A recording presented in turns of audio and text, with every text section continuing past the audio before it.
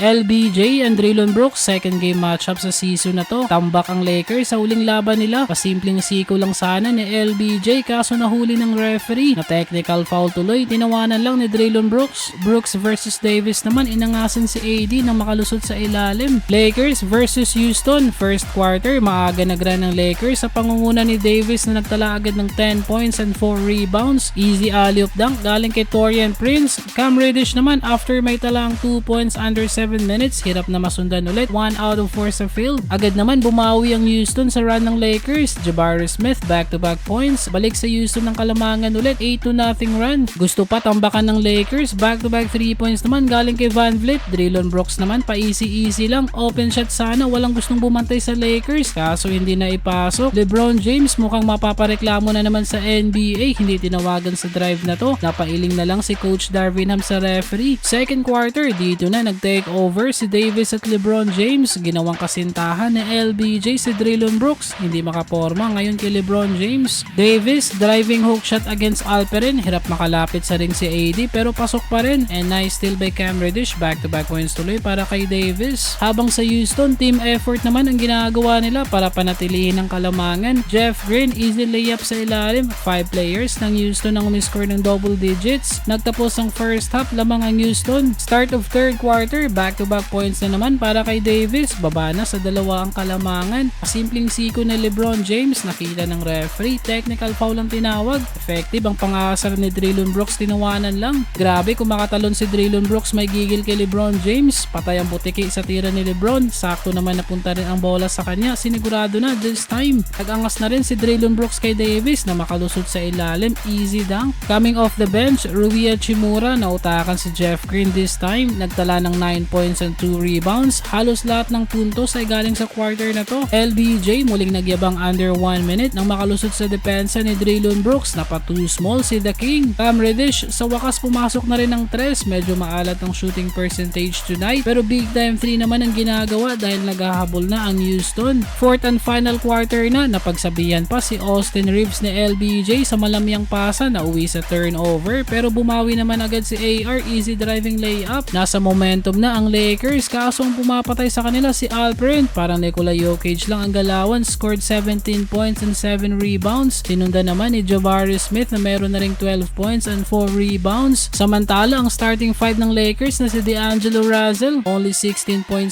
field goal percentage sa game na to. Umiscore ng 4 points, medyo maalat si Russell tonight. No problem para kay LBJ, binaw ng buhay si Drillon Brooks this time. Classic LBJ, driving dunk, kalabaw lang ang tumatanda. Bumalik sa pagkabata si LBJ nang may pasok ang 3, nag-angas sa kalaban, pati ang anak na patayo na. Habang si Van Vliet pumukol agad ng 3-point shot to tie the game. Agad naman sinagot ni LBJ, driving layup, balik ulit sa Lakers ang lamang. Sagutan lang ang bawat kupunan under 1 minutes of final quarter. Muntikan pa madali ang Lakers nang hindi may pasok ang first free throw ni LBJ. Sa huli panalo ang Lakers.